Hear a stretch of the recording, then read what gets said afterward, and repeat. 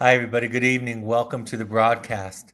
Today is June 1st, 2020, and tonight's broadcast is about seeing in relationships and psychotherapy.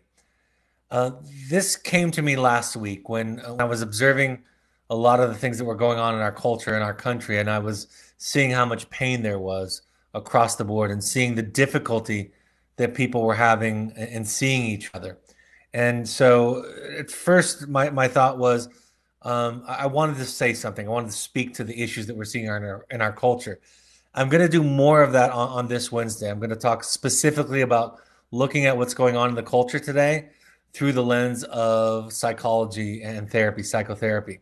But tonight, I want to talk more generally about the idea of seeing people. And I think there's great parallels between what's happening in our culture with its various factions, with various sides right now. And I'm going to do my very best to avoid any kind of political implications, but really talk about the woundedness, the hurt, the pain, the fear, the sadness, the grief, the anger that we're all seeing. I was trying to think about something to contribute to the discourse on my social media platforms after everything began to kind of bubble over this week. And the first thing that came to mind is a quote that I've used actually in the context of psychotherapy many times over the year. I've talked about this in the context of children that are struggling with behaviors, with symptoms, with rebellion, and how those symptoms simply speak to a deeper pain, a deeper hurt. There's been a lot of thought that I've had this week about the idea that while we are not taught this, we can both have compassion for somebody and set a clear boundary with that person.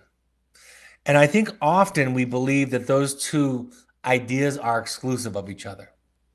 We either have to respond with anger, with rage, with judgment, and therefore we can justify setting a boundary or a limit with somebody. Or if we respond with judgment and compassion and empathy, then that somehow erases, removes the boundary, the limit, the consequence. And I don't think those two are exclusive. What I do think is that in many of our households growing up, those are how things were paired together. It was difficult to that we believe that the way to eradicate problems is through judgment, through hatred and through anger. And I don't believe that. So this quote right here, it of course has more social implications than what I'm going to be talking about for the rest of the evening, but it's the same concept. We can have compassion towards our children. We can have compassion toward those that are acting out in various ways. And at the same time, gently hold our boundary. And so that's really going to be the theme of tonight. Most of the quotes from tonight are going to be from Jami Gill's book, Seeing in Intimacy and Psychotherapy. And then I borrowed some others. Jami says, to state the obvious, rebels are angry. In order to see and understand them, this anger must be understood. I remember years ago, I was working with the parent of somebody who committed a mass shooting. That was my assignment, my writing assignment from my publisher. And I was in charge to begin with to write the introduction, which was a extraordinarily, of course, weighty topic to write about. But I tried to understand a shooter, somebody that would inflict that kind of lack of humanity on others, to refuse or to remove other people's humanity, to turn them into the objects of such rage. And so I wrote the introduction. When I showed this introduction to the parents of the person that we were studying, the reaction I got was anger. They were angry at how compassionate my perspective was on this person. And it taught me a lot. It taught me a lot of the dangers of showing compassion toward people who have hurt other people. The parents were still, of course, suffering from the wounds that their child had inflicted on them in this act. And by the way, like most shooters, the child took his life at the end of the episode, the mass shooting. So it becomes very painful to hold those that hurt us and hurt other people in our minds with compassion. It causes a great deal of grief. And as a psychotherapist, of course, my job is to hold everybody's pain, right? To hold people's pain, to understand it, to look on it with compassion. And while it might be tempting and I might regress in moments to have judgment towards my clients, that doesn't really do the healing. But most of us were taught that we have to hate the sin. And sometimes by extension, hate the sinner, even though the saying is hate the sin and love the sinner. I remember when I had a young man that was graduating from our program.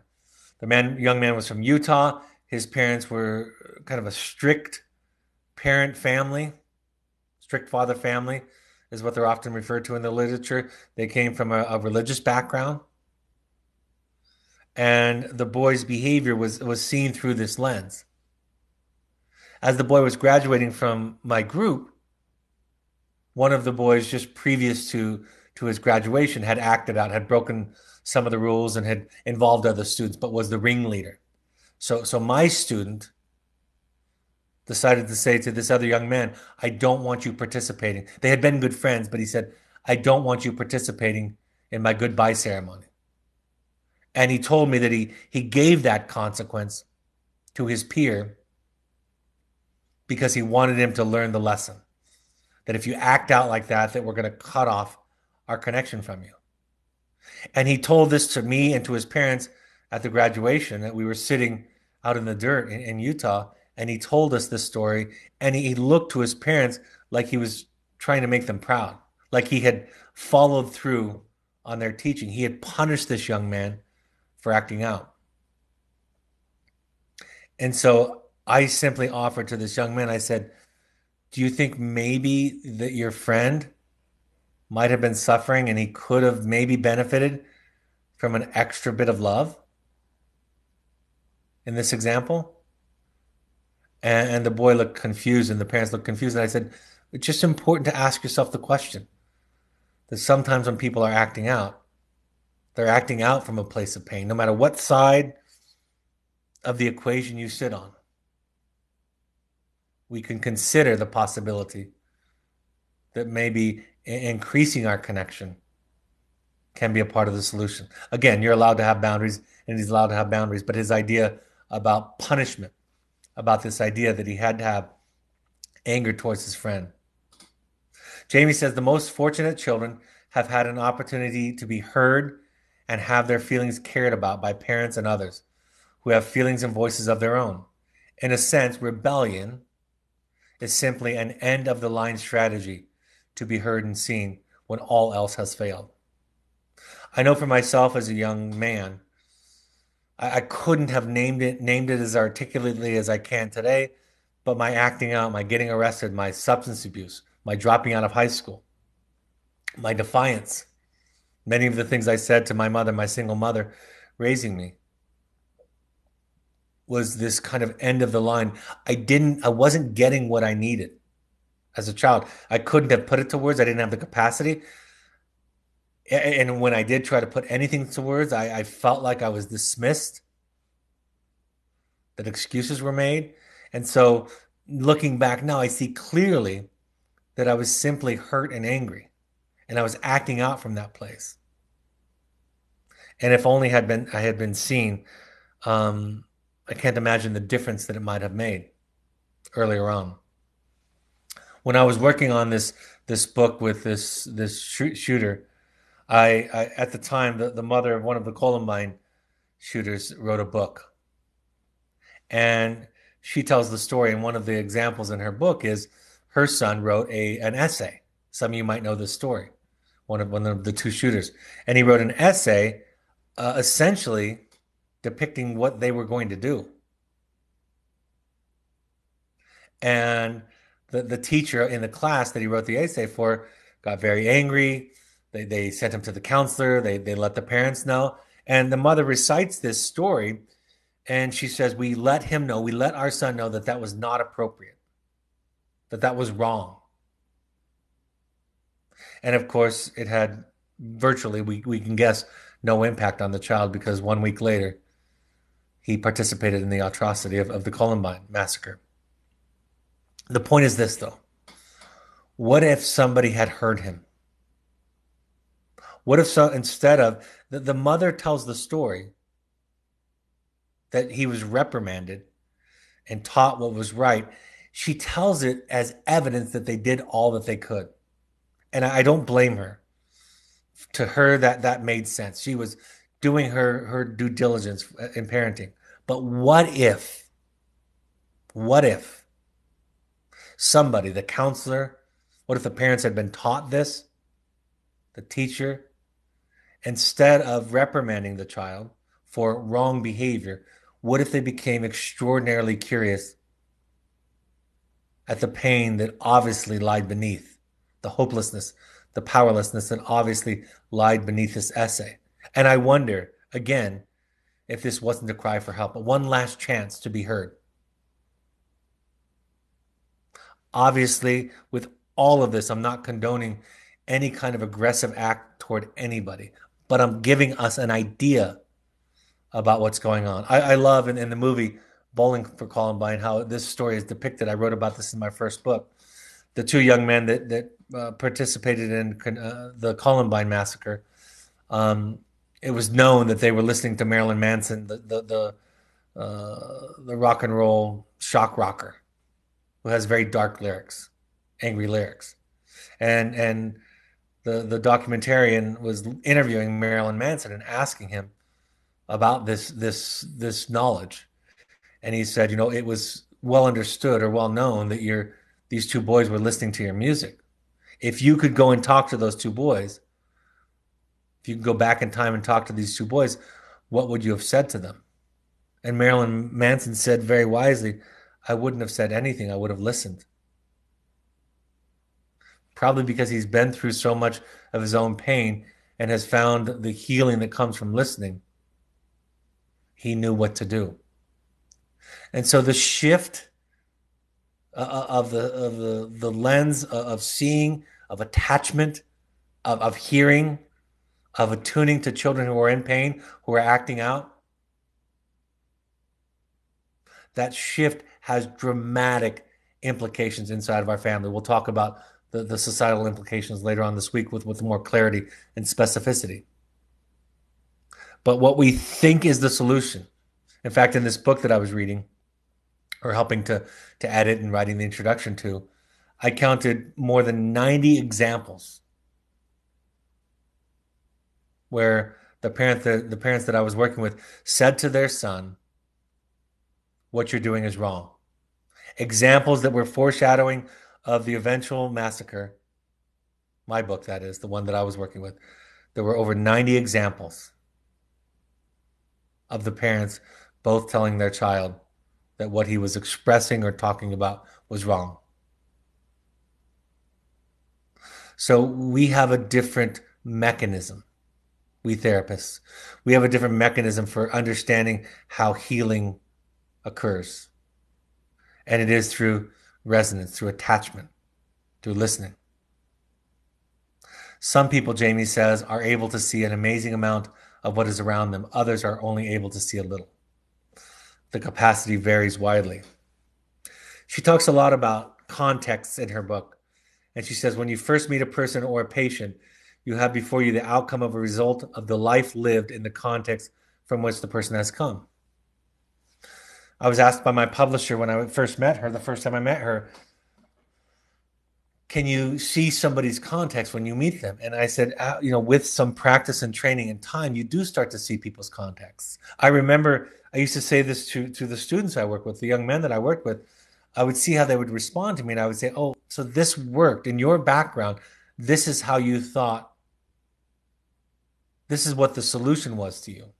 Sometimes it was apologizing or promising or pleading or arguing or blaming, telling me that I didn't care. And I would often say gently to them, I said, I think I understand. I think I understand the messages that you received, that you at least interpreted from your context. And I would explain to them, this is a different place. I'm not your probation officer. I'm not a police officer. I'm not a rabbi or a priest or a cleric or a pastor. I'm a therapist. And that's something very different.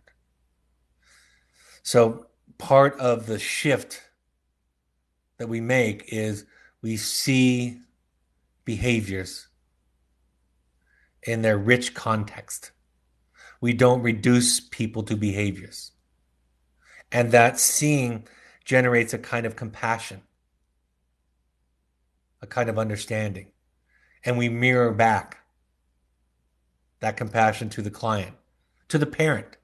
One of the big shifts I've asked our program to make over the last several years is please treat your parents, the parents that you work with, please treat them with the same compassion that you have with the young people that you work with. They deserve it. They deserve to be heard and understood, not labeled. And if you get frustrated with a parent, impatient with a parent, because in your mind they're getting in the way of your objectives, even your objective of helping the child, shift just a little bit and start to see them as a child themselves, because that's all that they are. They're just grown-up childs with wrinkles and gray hairs and receding hairlines and a little bit more fat around the midsection, right? And if you can see them as young children, sometimes wounded, sometimes with messages that don't really line up with what we know about child development, we can help them to heal also. And we also don't present in a threatening, attacking, or judgmental way. Part of the idea of therapy is, and I've told this story, in fact, I think I wrote about this in the new book. Part of the idea is that therapy is a search for the person's story, for their context. And ultimately, you help the child tell it.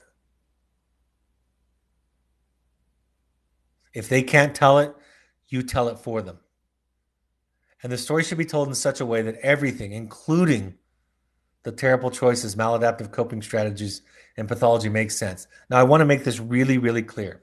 When I say this second bullet point, parent after parent, and I see this in our public discourse right now, everybody thinks that that means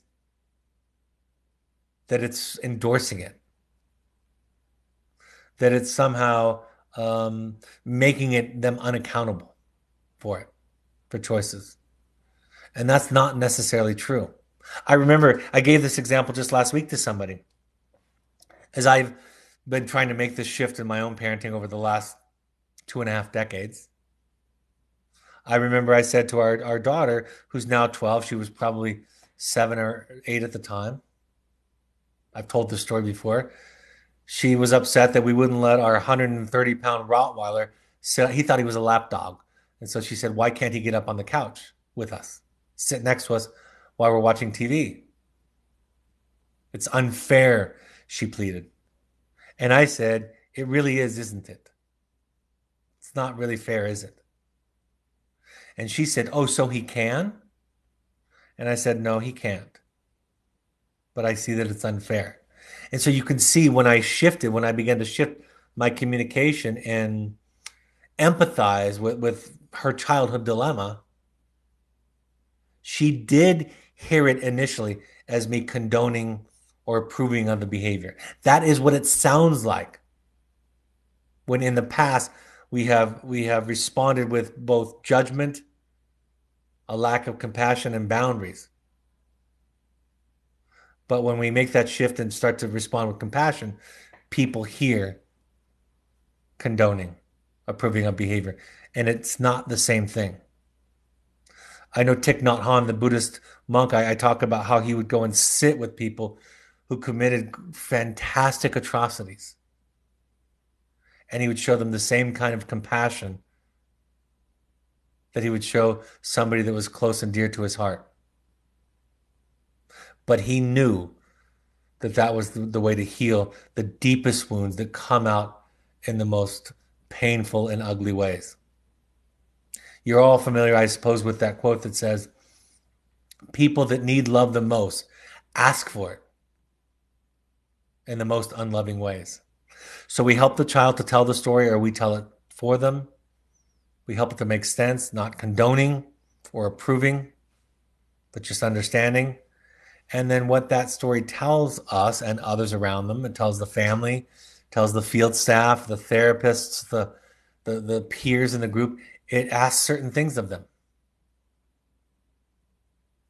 It asks certain things of the environment and those in it. And then the people in the environment decide if they're able to give that or not.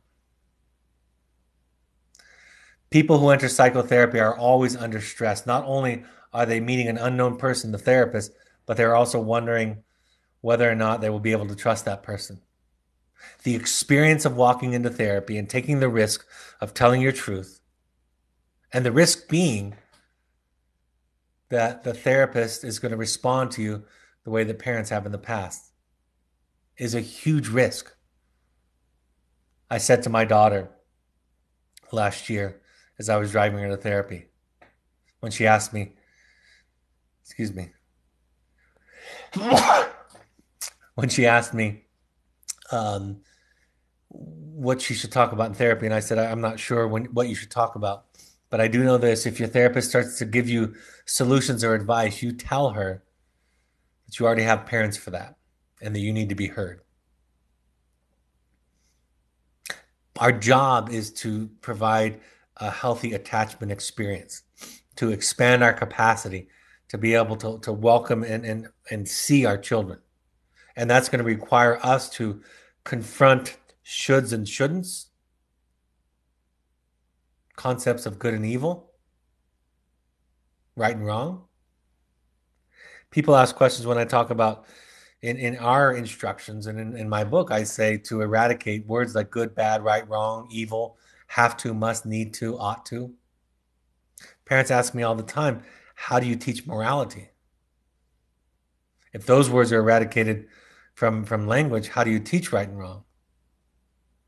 And my response is, you teach people how to feel. I don't use those words. Haven't used most of those phrases in my family in well over a decade, maybe longer. I made it a part of our program over 20 years ago to eradicate those words from our work in the field and from the first letter that parents write. And yet we are in the business of fostering a kind of wholeness and healing with children that will cause them to want to give love to the world, to be kind to other people, to be gentle, to not see other person as an other,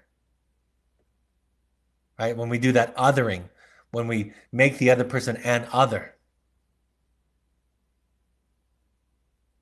we're not really seeing them. I had a friend say to me that he had stopped therapy, and I asked him why. And he said, I just think it's a waste of time because I think I've been lying to my therapist.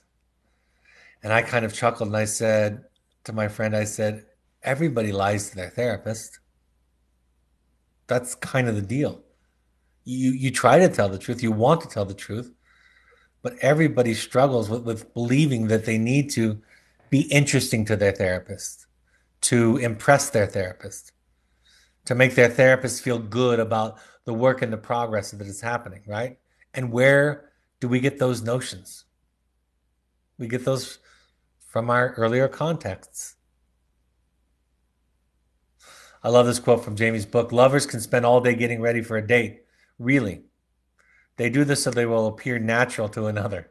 Hardly. It is entirely possible both people are trying to appear as their best for each other. That leaves most of who the persons actually are out of sight. It is terrifying to show up in the world as we are. So here's what we see with people. We see the given. There is a genetic code, right? And there are the effects of the environment. If you had head trauma, for example, that's going to affect the genetic expression, right? There's the physiology. And there's the made, the context. There are wounds, resources.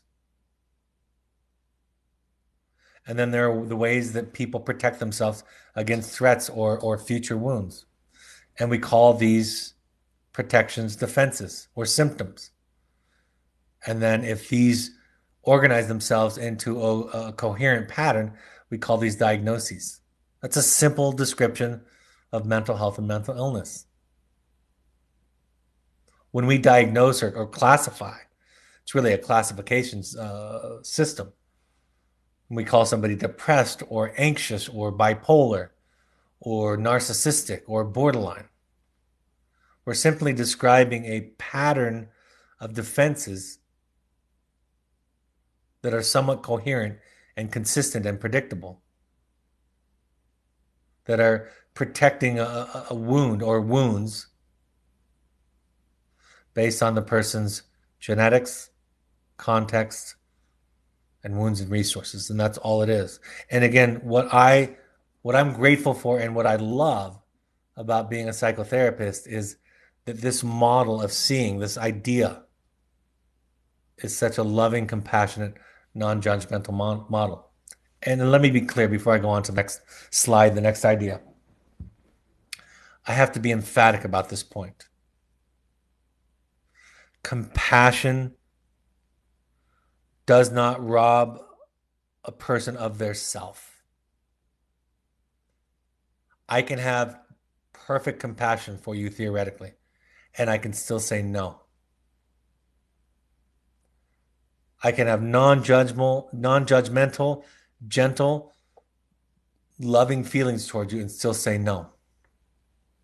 And when I teach my field instructors these concepts, again, they come from contexts where judgments and boundaries, anger and boundaries are paired together, and compassion and boundarylessness is paired together.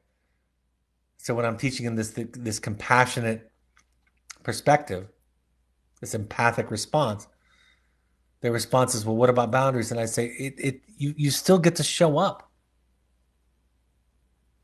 The children, when I work in a group as a wilderness therapist, there's never any question about when I'm there or not. The kids know that I'm there. They know my boundaries. And what they also know, that for the most part, they can trust that I'm going to see them with compassion. They don't trust me at first. They assume that I'm like every other animal that they've come across, right? Every other person that they've come across. But after a while and experiencing, they realize that they can expect something different. Good therapists are identified by what they're willing to not know as much as they're identified by what they know. It's become clear in my training that you don't know another person's truth. I don't know another person's truth unless they tell me. That is, I don't know what you should do. I don't even really know what the word should means. But let's assume that we agree that it was some kind of imperative. I don't know what you should do. What my expertise is creating a place where you figure out what you want to do, where you figure out your deepest, most authentic truth. That's my job. And to do that, I have to work on taking away the fear of judgment and the idea that I do know what's good for you. Again, parents ask me, well, this is confusing because I thought that was the role of parents. And so did I. I thought I was here to guide, to mold, to shape my children up in the way and it was well intended. I love my children, my 4 children. I love them as much as I'm capable of loving another person. I love my children. And it took me a long time, really through my own healing, to realize that that's not my job. That's not the way I see my job anymore. In fact, taking it a step further, I've said I try to have, this is a better way to say it, I try to have as little opinion as possible about what my children are doing, the direction in life. And I have 3 adult children now, and it's even more clear when they become adults. I still have boundaries, limits, consequences, right? Even when my adult children come over, I've set some boundaries during the pandemic about if they can come over or not. Or if they come over here, they have to live here. Right? I can have clear boundaries about that. And when I tell people that, they think I'm insane. They really do. It just doesn't make sense to them. Unless they work, listen, and work for a while, then they say, I understand now. And I will tell you about my 4 children. 3 are adults, one's still a teenager. They are compassionate, sensitive, caring, service-oriented, intelligent, moral children. Moral people, I should say. The teenager's still working on it, but that's the way that teenagers are. Aristotle warned against the idea of classifications or diagnostic systems. He suggested that we should hold them lightly, that they are not a reality. One of the biggest, I was just talking to my therapist about this the other day, this idea that sometimes therapists think that their theories are real and literal, that there's an ego and a superego, right? These are just metaphors for something that's very, very difficult to understand. It's a shorthand way of talking about the human process. They are not reality, these classification systems. They are just language for helping organize and understand reality and communicating with each other. They're not suited well for distinguishing subtleties, these diagnostics. And so therapists that get very interested at diagnosing and coming to one clear picture and holding on to that and becoming rigid with that don't allow for new information to come in. She goes on to say, Jami Gill does, she goes on to say that metaphor is the device that evokes. It allows us to talk about feelings and experiences beyond the capacity of simple expression. That's why at Evoke we put so much emphasis on Joseph Campbell's work and the idea of symbols. The idea that storytelling, that parables and analogies, allegories become so rich because they're the best way to describe something that's beyond a simple explanation, something that's much more complex and nuanced. Jami talked about that she had an expression at the hospital where she practiced. If, say, someone had made us worry, feel bad, feel inadequate, or feel miserable, we said that the other had put the stink on us. This is called projective identification. When you're in the presence of an other and you're feeling powerless or scared or helpless or frustrated, and you weren't feeling that feeling moments ago. It happened to me just the other night in an exchange between me and a colleague. I was going about my business. There was an exchange between us, and all of a sudden I felt a whole bunch of very powerful, piercing feelings that I didn't feel minutes before. And through the use of understanding projective identification, I began to understand that that's maybe how they were feeling. I was taking it on. Projection is projecting out parts of ourselves that we don't want to own. Projective identification is putting it into people. We put the feeling or the sensation or the idea into somebody else, and then they feel it for us. That's why, as a therapist, we're taught about projective identification, because if I'm feeling that feeling with a parent, with a student, with a client, then I ask myself, I wonder if this is exactly how they're feeling. And oftentimes it's very diagnostic and helps you to hear their story more clearly. It helps you to remain compassionate rather than angry. I've had a lot of feelings as I've been paying attention to the news this week and watching what's going on in our culture. And I've felt all the feelings of anger, of rage, of powerlessness, of helplessness, of sadness, of despair, of pain from all sides of the dialogue and discussion. We entertain these feelings as hypotheses, and we consider the probability this might be what other people are feeling. And it's not a simple confrontation where you accuse them of projecting onto you. You'll probably get a denial. Feeling stupid, scared, important, bored around another when you don't typically feel that way. Those are examples of common experiences with projective identification. So part of our job as therapists is discovering contexts. to discovering where somebody grew up. Not just physically where, but what was the shape of it? What did it tell them about themselves? And therapy is ideally a new context. It's a new context for them. It's a new context for you. It's a new context for me. And in this new context, we learn new things about ourselves, things that our old context didn't and couldn't teach us. And it's only when we're outside of our context, or it's usually, I should say, when we're outside of our context, that we see clearly the context that we came from. It's the idea that the fish is the last one to discover water. You can't know water unless you know not water. So we learn about the rules that are spoken or unspoken, mostly unspoken. Things like parents are always right, parents need to be good. These are the parents' defenses.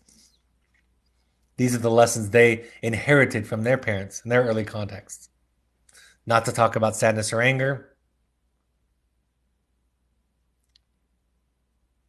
The limits that we had to put on becoming a self instead of becoming right, or in other words, that it was important to be right or good instead of becoming a whole self. We learn about the trauma, the attachment trauma, emotional, physical, or sexual trauma from the child and what that taught them about them. I wrote this not too long ago. I posted this one time recently.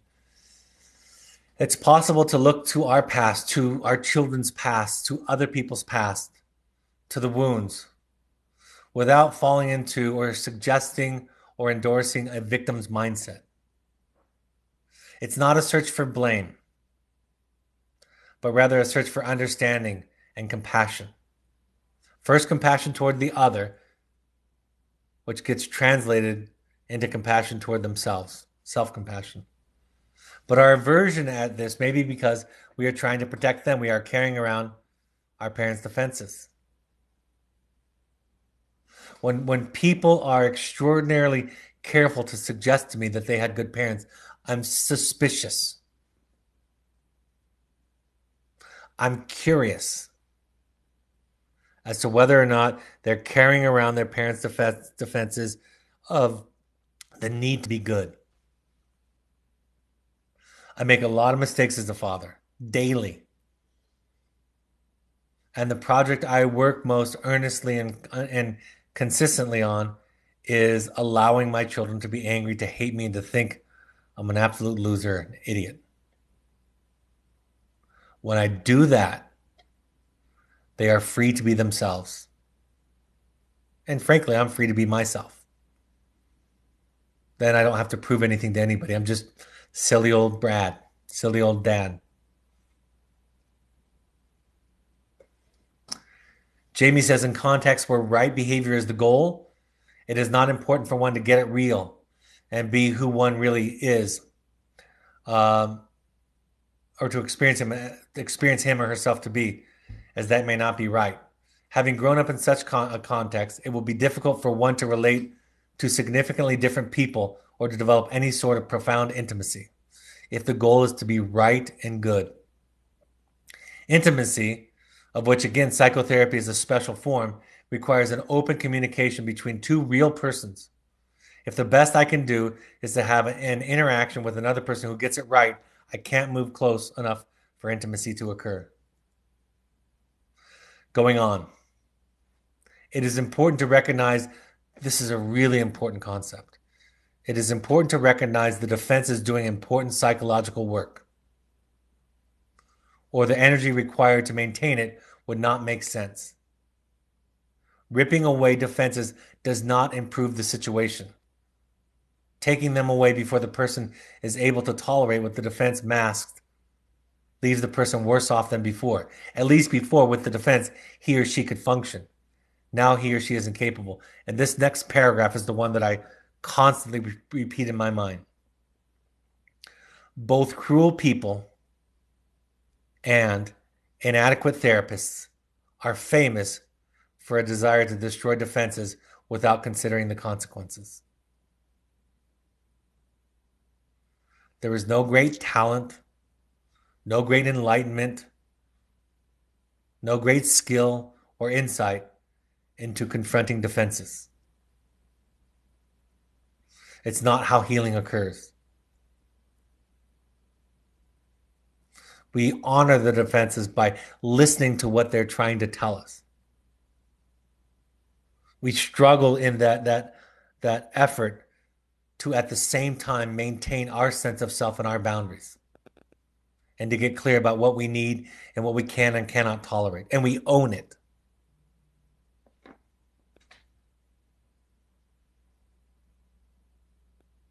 But we make it our goal to understand what the defense is trying to tell us, trying to teach us. We develop through this process, through the lens and the introduction of psychotherapy, through the experience of psychotherapy, hopefully the experience of sitting with an empathic other who sees us. We develop the capacity to see and to hear others. If the parent is capable of empathy, the focus will be on the child's thoughts and feelings. If empathy is not present, the only focus will be on the child's behavior. The result may be a well-behaved child who is nonetheless not heard and not emotionally included. We spend so much time in our society focusing on good behavior, when if we focused on attunement and attachment and compassion and empathy, we would get the very behavior we seek. That's the irony. When I teach our therapists about attachment-informed therapy, which this is all about, the new therapist will tell me, but Brad, we are hired, we are paid to facilitate change and growth in our young clients. And my response is, I know you are. This is how you do it. This is the vehicle. This is the mechanism. And it takes longer than people might like, but that's okay. We can be patient and teach them about the process. We can give them the pattern, set them on the course. Make clear the project for both child and parent, for one spouse and the other spouse. We can make clear the project so that after they're done with us, they can continue on. Because it would be insane to think that most clients that come to us, most families that come to us, are going to be cured in 10 weeks of something that has developed over the course of 15 or 25 years. Empathic seeing, Jami says, is more common in people who have had a secure attachment history than those who have not. This is obvious, as empathic seeing is a crucial element in feeling one belongs. So one's ability to see and have compassion for others, to do the very thing that I'm suggesting, comes more often when one has had a secure attachment themselves, or what therapists will call an earned attachment, which means that they've worked for it. I was recently supporting a support group where various parents were sharing their struggles and challenges and pain. And these were parents that had been involved in the process for some time. Many of them, if not all of them, had done a significant amount of work. And after listening to this exchange of feelings and experiences and challenges and grief and stress and anxiety, and really watching, more importantly, how everybody else was responding to each other while they were sharing, I said, after about 50 minutes, I said, this has been amazing to watch. Each of you in this group has sat by without interrupting, without responding to the impulse to make it better or whitewash it or put a bow on it or to look on the bright side, without the need to remove the pain of your own empathic misery. You have sat here and held space for each other. In that process, you've offered each other real presence, real connection. And from that connection, from that empathy, that tolerance of just sitting with somebody in their pain, comes healing. And I said to this group of parents, I said, that doesn't happen very often. It doesn't happen nearly as much as we would hope. So this idea tonight. This idea tonight is a fundamental shift from fixing people to seeing people, from correcting people to understanding people, from believing that we can hate out, the problem in us or in others, to understanding that what is present is a wound left over from an attachment fracture or a trauma. And that the medicine required for that to heal is love and compassion from a consistent, stable self, person, present. Jami says, of course, the good kid is never the real kid either. The only real kid is the whole kid. Good parts, bad parts, and those in between. This is not a new idea. She just has a way with words.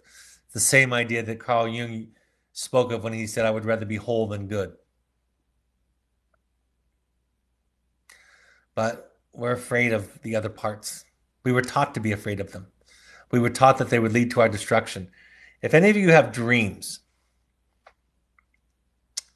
shadow dreams, where something is chasing you, could be an animal, a bear, a wolf, could be a dark figure outside of your window,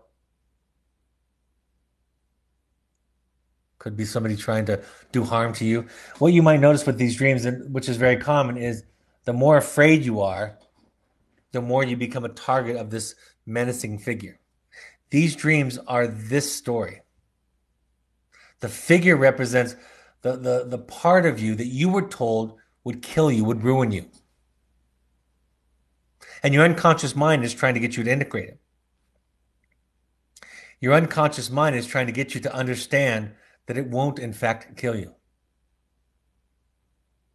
That what it will lead you as you integrate these parts of yourself to do is to have more love and compassion for everybody else. That's what integration does. When you can see, like Carl Jung says, your own darkness, you understand the darkness of others more clearly.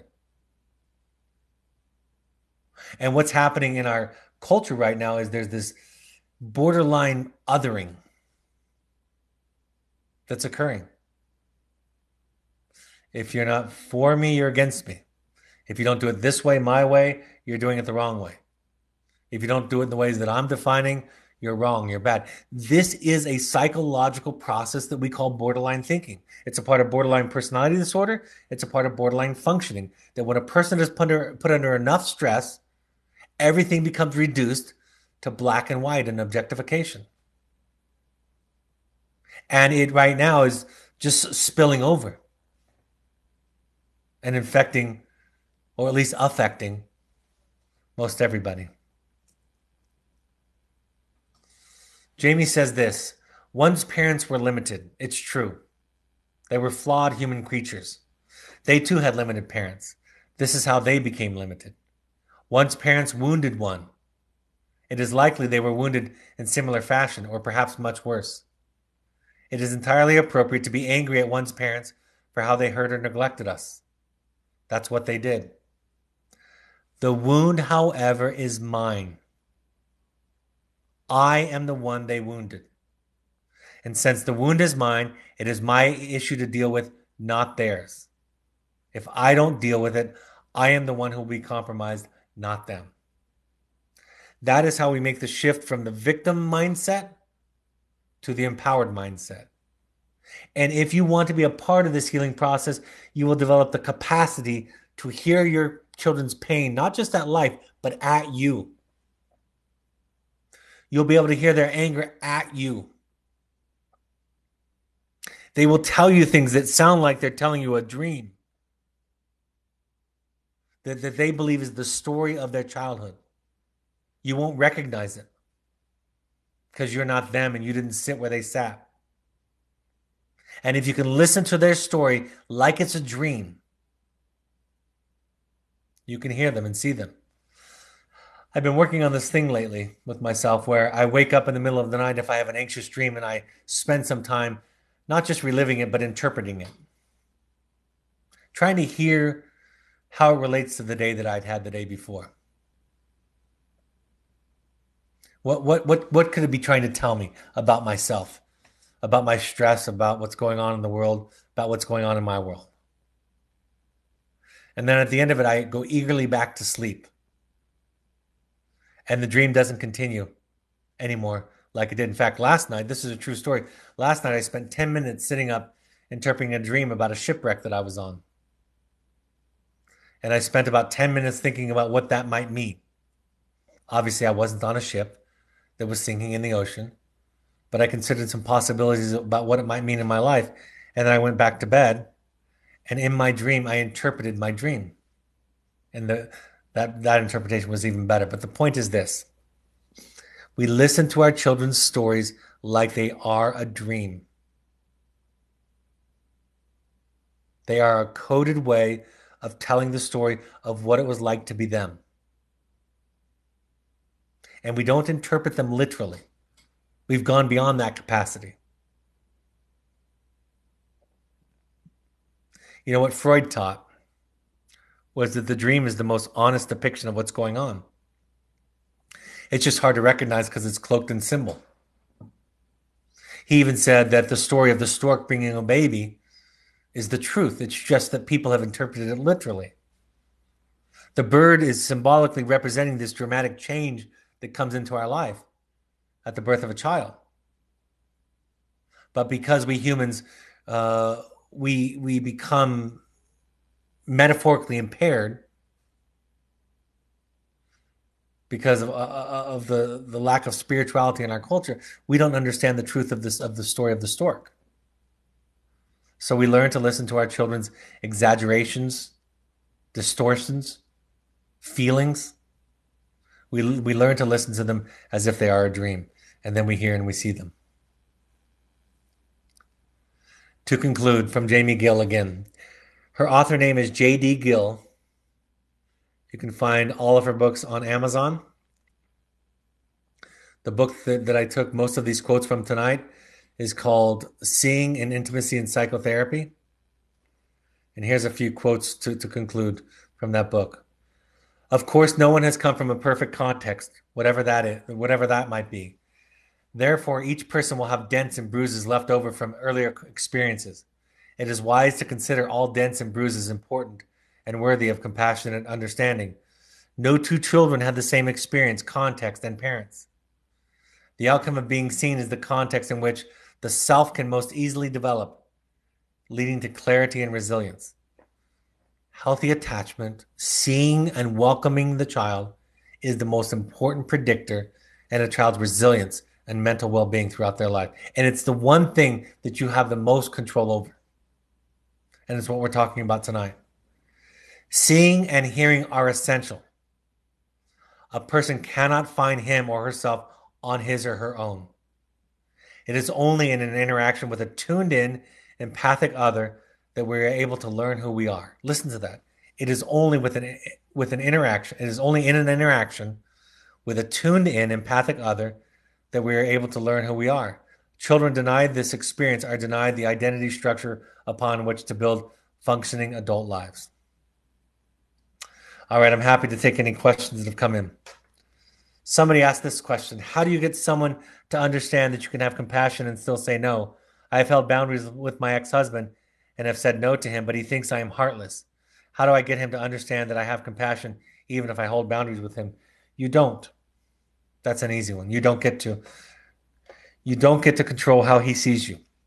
And interestingly enough, your investment, and I've fallen into this trap hundreds of times, thousands of times, your investment and need for him to see you as compassionate is your Achilles heel.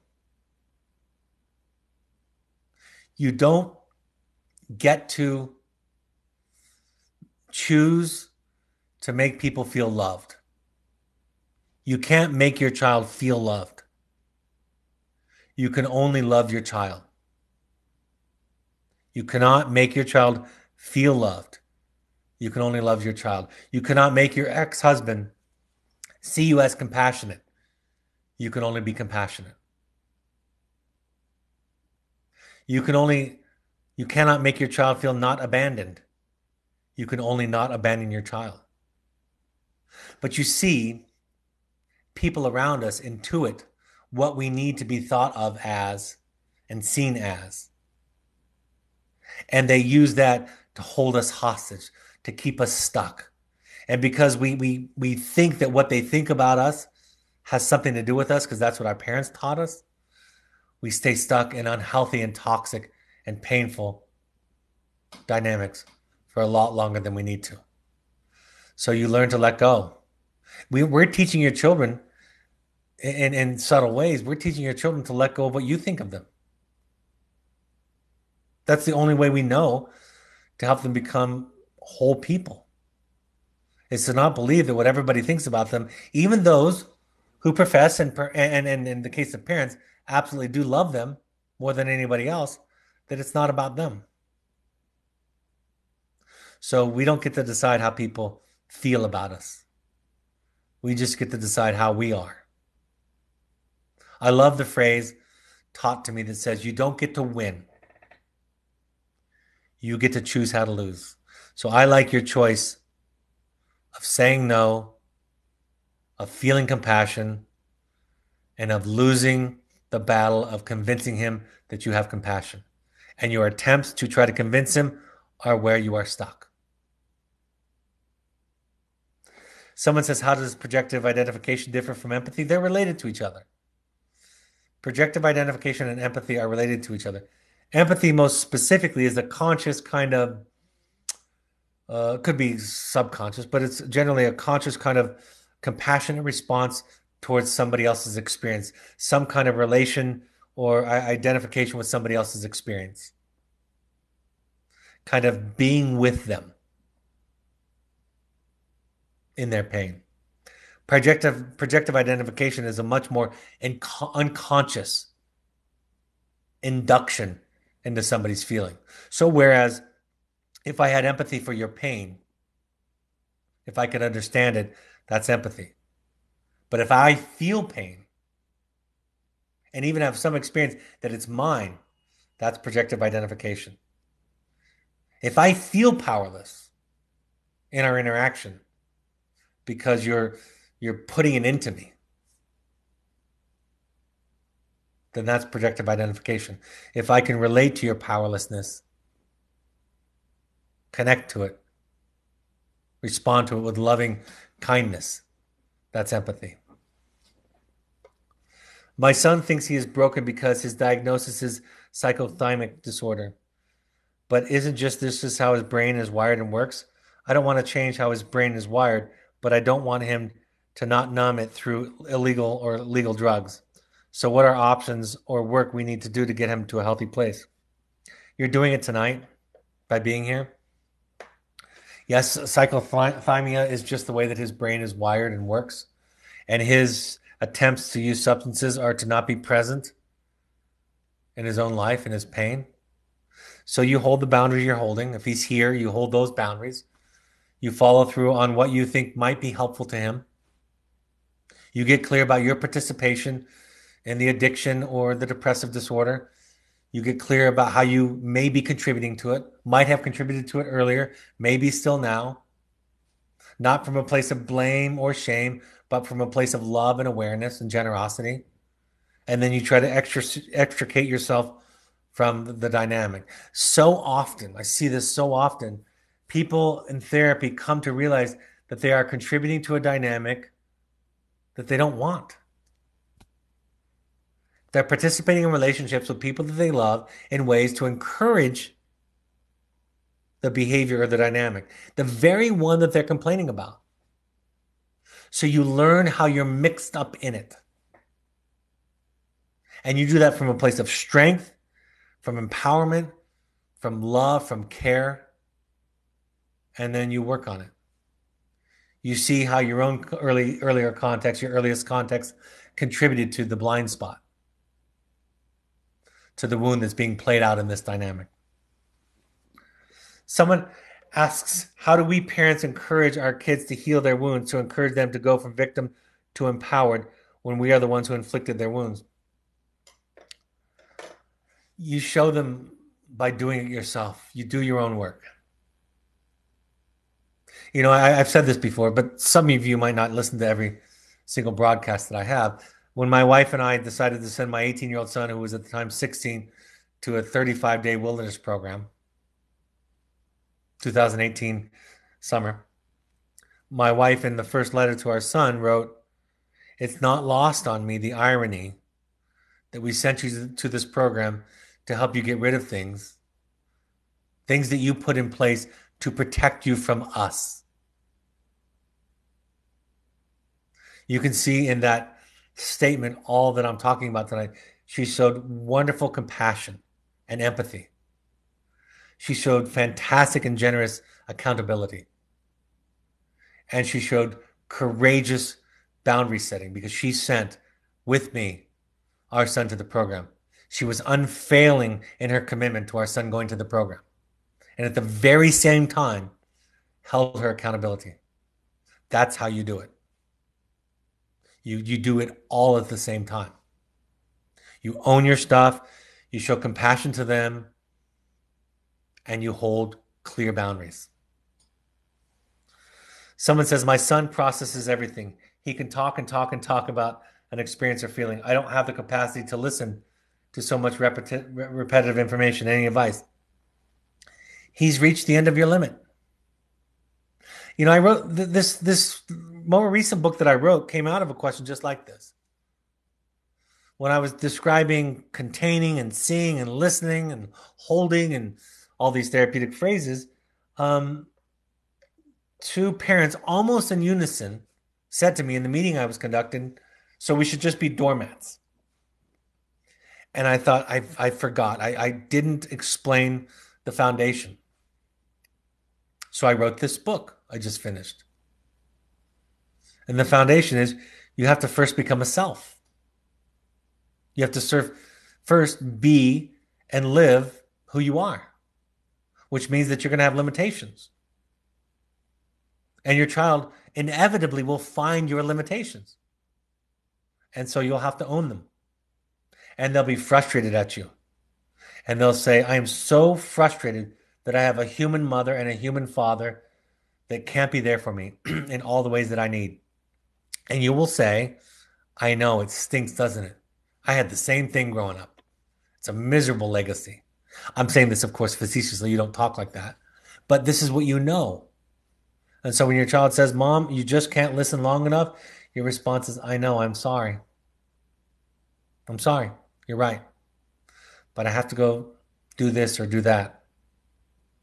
And I apologize that you have human parents, and I'm one of them. And you get to be mad and disappointed at it. So you build all of this on the foundation of self. All right, I'm going to wrap up with announcements, events. Some are new. We have intensives now online. If you want to do a deep dive, they're so doable, and they're so much better than we ever imagined to do them online. So we have an intensive coming up on June 5th. I think that one's full. You can inquire. June 5th and 7th, July 6th and 8th are the next 2.5-day intensives. We're going to be conducting online intensives with new safety protocols. In-person intensives with new safety protocols in June and July. We also have Finding You 2 coming up July 15th through 19th. And then we have an August 6th through 8th, Finding You 2. So we just announced that. For any questions about all of this, you can go to our website or simply email intensives@evoketherapy.com. For parent support groups coming up, they're going to be facilitated by our various therapists. So if you are a wilderness therapy alumni client or parent, June 4th, 18th, July 2nd and 9th, 2nd and 9th. And then if you're an alumni of our intensive program, the next one will be July 14th. Any questions, email malia@evoketherapy.com. We ask all current parents to go to 6 12-step support groups, any combination of Al-Anon, CODA, Families Anonymous, or adult children. You can also find an Alateen program for teens, refugerecovery.org and NAMI.org are all also other resources that help you give support groups and free resources in your local area. All of these broadcasts are available on the podcast app. You can find us by searching Finding You and Evoke Therapy Podcast on your favorite podcast app, or go to soundcloud.com on your computer. On Twitter and Instagram, you can find us by using the handle @EvokeTherapy. You can also find the Evoke Intensives program on Instagram using @Evoke Therapy Intensives. On Facebook, you can find us by searching Evoke Therapy Programs. You can find the Evoke Family Foundation on Facebook. We're going to have a fundraiser. Oh, I didn't tell you this. We're putting together an online showing of the play Wilderness. It was filmed, so we're working with On God Arts, and we're gonna make that available. We're gonna ask for donations that'll go partly to On God Arts and partly to the foundation to help people that can't afford therapy. So look forward to that. Please share it. Whatever donations you're able to give are appreciated and welcomed. So the Evoke Family Foundation on Facebook, you can also find. We're looking for new members. It almost went defunct because we were losing our membership. So if you want it to participate in an organization that helps people that can't afford therapy, to raise money for people that can't afford therapy, contact them there. The Journey of the Heroic Parent and my new book, The Audacity to Be You, are both available on Amazon. Like I said, I'm going to be looking at what's going on through our culture more specifically than I did tonight through the mental health lens, through the psychotherapeutic lens. So if you're interested in that at all, if you are feeling burdened and confused and just need a place to kind of get some new understanding and new hope about what's going on, I hope I can provide that this Wednesday, June 3rd. I think the time, Malia, is 7 p.m. Mountain Time. I think it is. But we'll send that announcement. Malia is going to send that announcement right out as soon as we finish tonight. Thank you, folks, for showing up. Thank you for, on behalf of your children. Thank you for being willing to learn, to do your own work. That's the greatest gift. Ram Dass said, Malia says yes at 7 p.m. Ram Dass said, I can do nothing for you except for work on myself, and you can do nothing for me except for work on yourself. So in that spirit, I just want to thank you. Have a great evening, and I'll talk to you Wednesday night. Take care. Bye-bye.